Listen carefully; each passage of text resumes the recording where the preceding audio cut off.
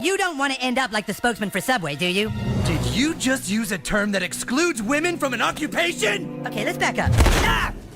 Did you just say spokesman instead of spokesperson when women are just as capable of selling sandwiches as anyone? Are you purposefully trying to use words that assert your male privilege?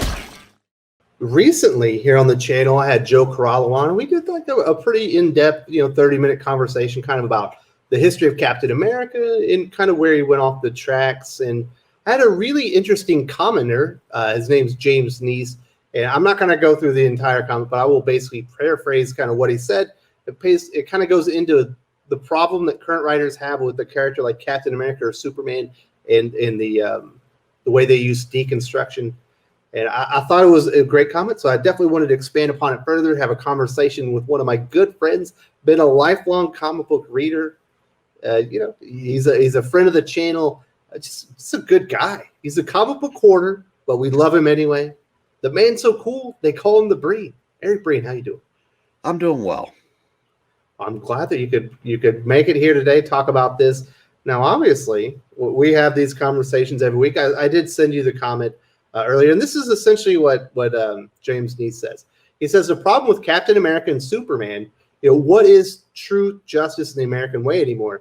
The characters were meant to be icons for better things in a brighter future, but nowadays the first issue is, why is something better or brighter? Why are all these things better and brighter? The ideals of old are considered anything from archaic, to some would say like colonial. It's easier and safer to tear down and deconstruct ideals of yesterday because today's ideals are vague and nebulous. I thought it was an interesting take as to why deconstruction has become so popular, especially with some of these characters that, like, it seems like it would be so easy to get a character like Superman or Captain America correct. The basic premise and values and morals of the characters are kind of set in stone. We've often talked about on the channel that deconstruction, specifically like The Watchmen, The Dark Knight Returns, while masterpieces in and of themselves have kind of inspired an entire generation of writers who are trying to recreate that, and they ended up ruining the characters. I think this is a more interesting premise.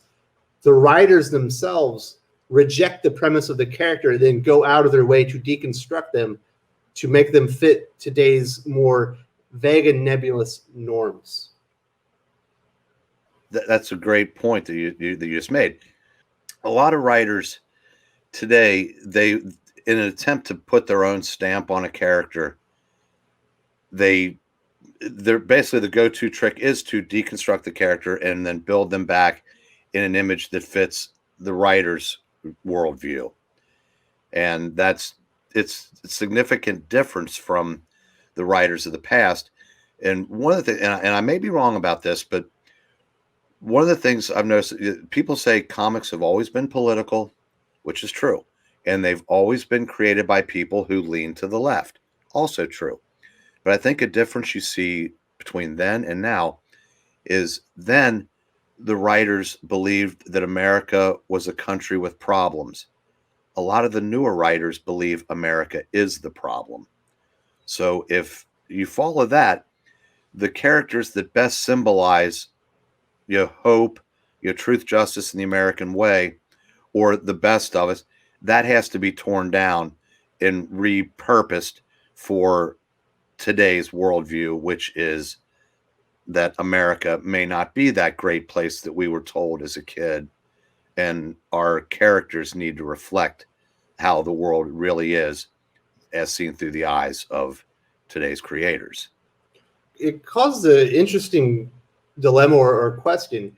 Is it because the writers themselves feel like the character no longer fits in modern times and they're trying to make them better for modern audience?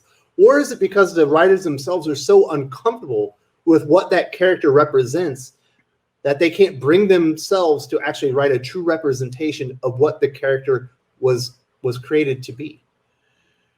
Well, the two that were mentioned in the comments, Superman and Captain America, they both share one characteristic in common. They are both, white males.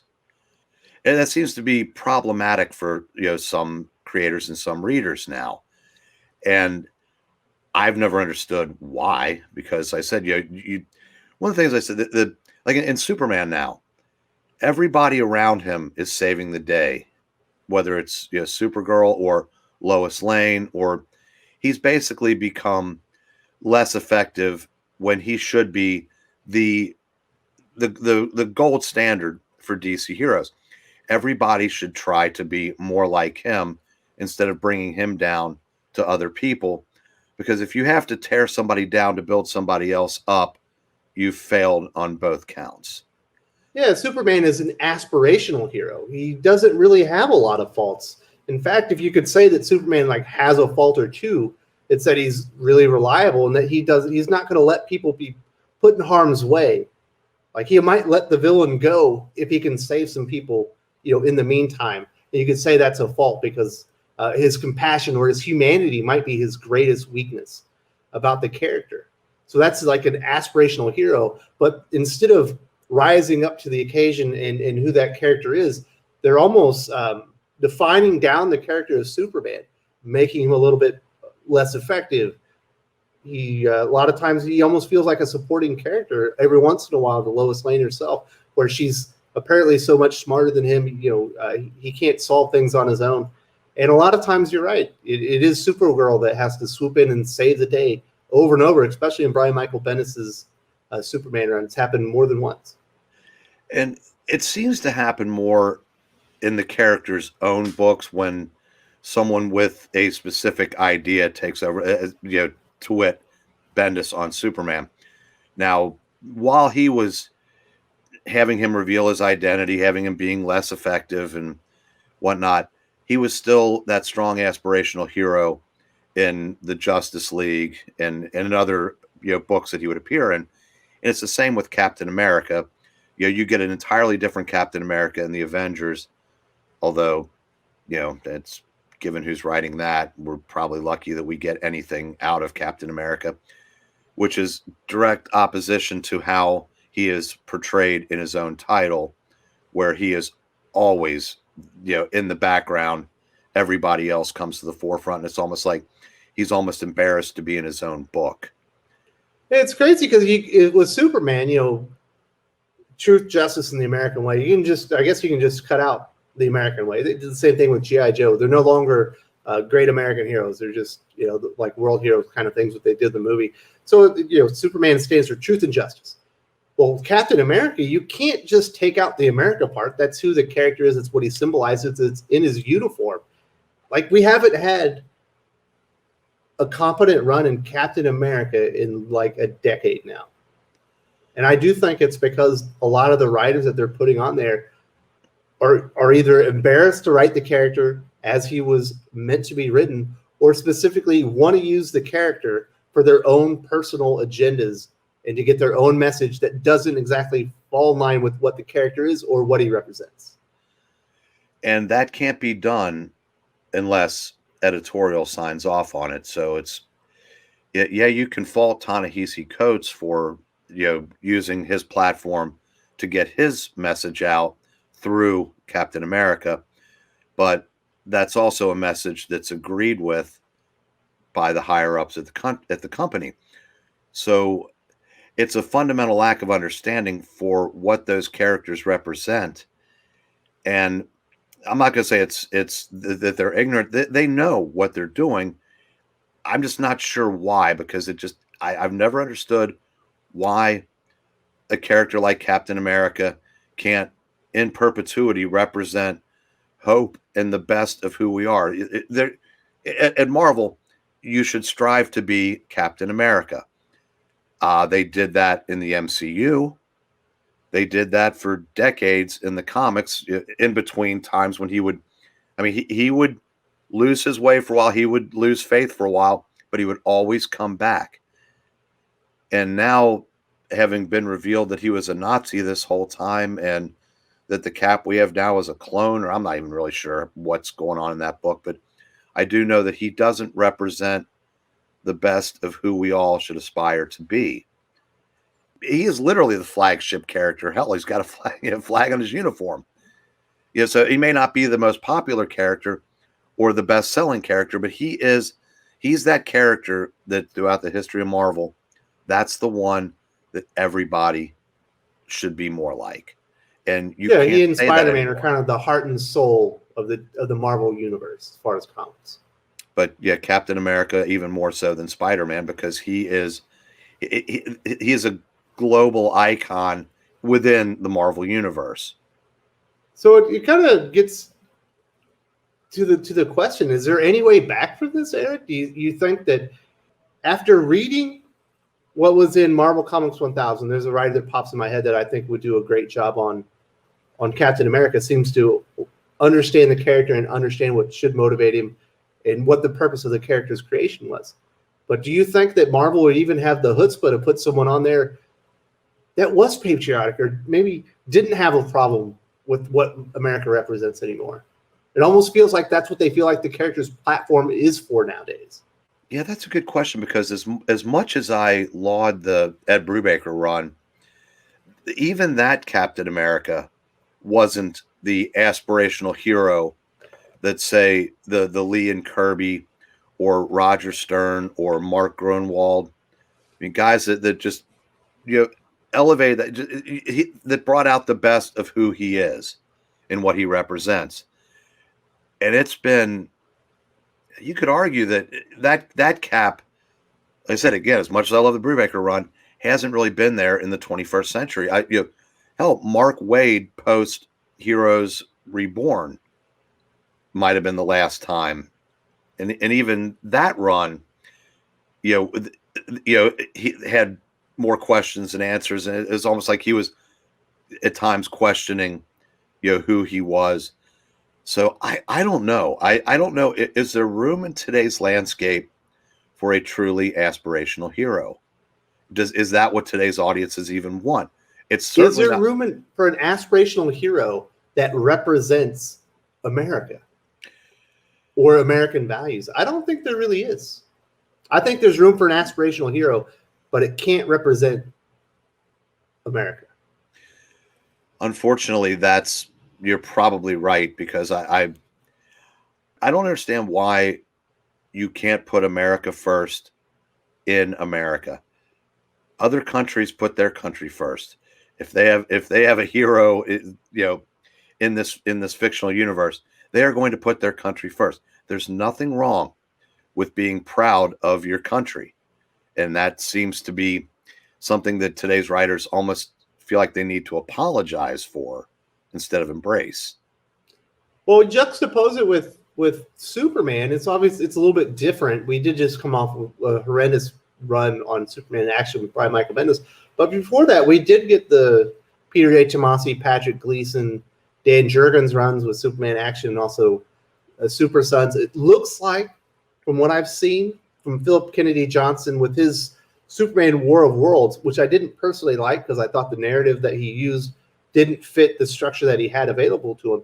But when the supporting characters were talking about Superman and what he represented, it certainly felt like Phil Kennedy Johnson gets what Superman is, what he represents, and I believe we're going to get a portrayal of that kind of Superman moving forward. Now, will he be continuously saved by other heroes because he can't be portrayed as too strong? That's to be seen. Well, I think Superman is probably an easier fix than Captain America, because, as you just said, you only have to go back 2 or 3 years to a tremendous run by Tomasi and by Jurgens. If Philip Kennedy Johnson just fixes some of the things or ignores some of the things, one thing I'd really like to see him do is put the secret identity genie back in the bottle, because that was the icing on a crap cake to go with everything else, every other misstep Bendis had on that book. Now, what troubles me, what's he going to do with Superman in the Justice League? Now, it looks like he's going to be barely more than a bit player, because I know Bendis wants to focus on, Shazam. Well, I think it'll mostly be like Naomi in the Justice League. I remember when Naomi showed up in that Young Justice and Batman. Maybe it was in Action, and Batman and Superman saw for the first time. Their jaws were literally on the floor at the sight of Naomi. They were so impressed with the character. Yeah, I imagine we're going to get a lot of that on Justice League. Yeah, I renamed that Naomi and her Justice League pals and gals. Um, but and hopefully, like I said, he doesn't do any more damage to Superman. And I don't know how long he's even going to be on the book, but if if you make Lois and Clark a true partnership again, I know I'm wishing for the stars and saying find a way to de-age Jonathan back to what he was. Yeah, that's probably not going to happen, unfortunately, at least not right now. But yeah, that character, you can get him back to at least the truth and justice part. And and speaking of the American way, it reminds me of Action Comics 900 when he renounced his citizenship, which was a calculated move by DC that backfired. But that was 11 years ago now, or 10 years ago. I don't know if that would be considered a backfire today, because the audience that they're going for, they've changed a great deal in those 10 years. So that might fit more in line for what. No, it wouldn't. See, that's the thing. The audience that they have is the audiences that they've had. They've added in some new readers for the most part, but mostly it's the same audience. I think the big difference now here, Eric, and this is kind of sad for me to admit it, I think that people have been through enough deconstruction and they've seen enough Hydra Cap and things of that nature with the characters that they love that they're numb to it. They actually don't expect DC and Marvel to do much but ruin their favorite characters. And they don't react anymore because it's not even shocking to them. I think it's just normal, and that's sad. No, I'm not saying that was a smart strategy, because I said I've been saying this since the first time I got on YouTube, was that this industry is actively trying to chase away people like me for whatever reason. They don't want people maybe with my worldview reading their comics, so they're not going to give me anything that I want. Now that doesn't happen across the board. There are still plenty of things that are worth reading. I know plenty of liberals. I'm friends with plenty of liberals, left-leaning people that love comic books that have the exact same complaints that you do, that I do, that Perch has, that all the readers have, because they've also fully invested in these characters. There's so much history with them. And once you start deviating and you do things so out of character, it's very noticeable and it's off-putting. Everybody notices it. I don't think it's a worldview. I think if you're a comic book reader and you've been reading the characters for a while, it's pretty much annoying to everybody. Well, what I've seen. Yeah. You just touched upon it. Liberals and today's conservatives have a lot more in common today than liberals and today's progressives. Progressives, part of that is signing off on any change made that elevates anybody other than a Superman or a Captain America. And they just go along with everything and say this is the greatest thing that's ever happened. Whereas those of us that have been around for decades, be it liberal or conservative, we're invested in the comic book universes and the heroes, the villains, the storylines. It seems like the audience that they're going after today is more interested in just not so much the stories of the characters, but the representation. And as long as they get that, the story is secondary.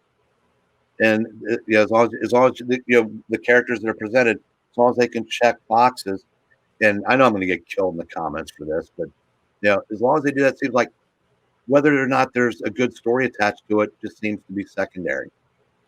Well, I think that's another problem that James Needs brought up in his comment, is you have these aspirational heroes like a Superman and a Captain America. What these writers and the editorial staffs at these companies, they think in order to elevate their characters that they wish were as powerful or beloved as those characters, they need to drag Superman and Captain America down, and that will somehow elevate the other characters. But they don't realize they're just dragging everything down. They're just defining Captain America down, defining Superman down, defining Batman down, defining all these classic characters that are the breadwinners. They're the reasons that they can launch these other titles with these new characters and give them a chance to hit, like a Miles Morales. Obviously, is a much more popular character than some of the other new ones. You don't get a Miles Morales if you don't have that Peter Parker Spider-Man that actually generates the money and gives you that opportunity to take the risk with the new characters. But they don't want Peter Parker to be seen as a greater character, so they got to drag him down. But really, Miles Morales never comes up. He just stays where he was. Sure, he's got some popularity, but people just lose faith in Spider-Man. They lose faith in Captain America. They lose faith in Superman and all these heroes that they've invested in, and that's why you're seeing an exodus. Now, it's not a mass overnight exodus. It's just slow attrition for the last 8 years of people just finally having enough, because you can only take so much.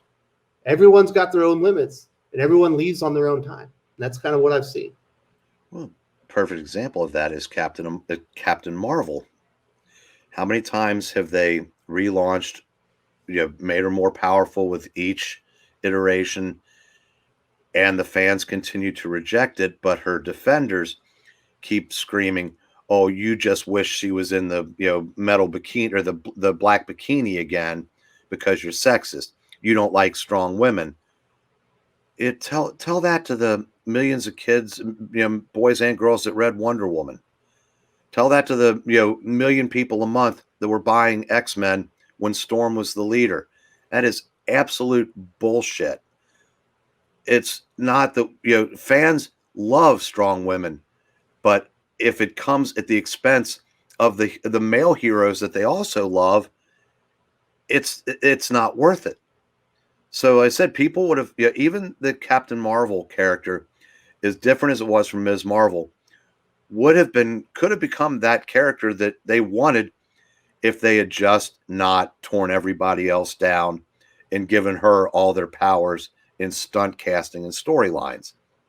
Unfortunately, the people that are referred to as the 12 psychos on Twitter, they re-up a storm every time someone complains about Captain Marvel.